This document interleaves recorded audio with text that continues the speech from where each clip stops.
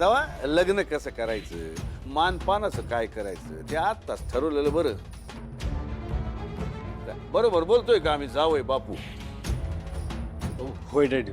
हा हे बघा, मला लग्नात काही लईच खर्च केलेला आवडत नाही.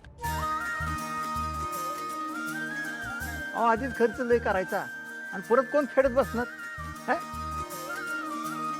त्यामुळं आम्हाला कोर्ट मॅरेज केलं तरी चालेल. आणि त्याच्यापेक्षा सामूहिक विवाह सोहळ्यात जरी लगीन केलं का नाही तरी एक नंबर काम होईल बघा. अहो पण अहो सूर्यकांतराव, सगळं स्वस्तात आणि फुकटात जर होत असेल तर कशाला खर्च करत बसायचं?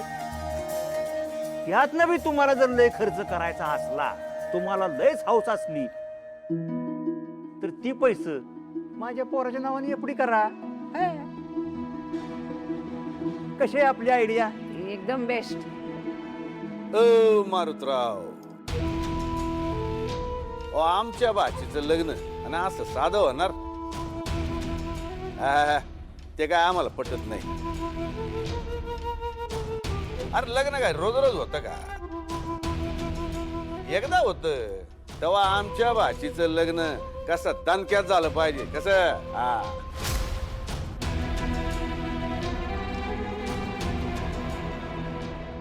आम्ही तुमच्या शेजारच्याच गावात राहतो. आमच्या बी कानावर येतात गोष्टी.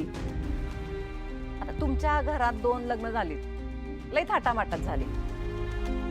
त्याचं काय झालं? अहो नाहीतर काय, या ऋण काढून जर लग्न करायला गेलं तर करायला जायची दिवाळी आणि व्हायची होळी.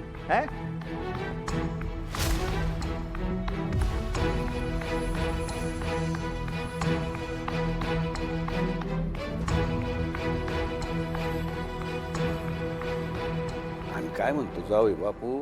पाहू ना, तुमच्याकडे नव्हते. आपण फोडायची सुपारी आता. पुढे पुढे पुढे सुपारी. हे बघा, लवकरच लग्नाची तारीख काढू. तुमच्या सगळ्यांची संमती असेल तर फोडायची का सुपारी? होय होय. हा चला फोडा फोडा.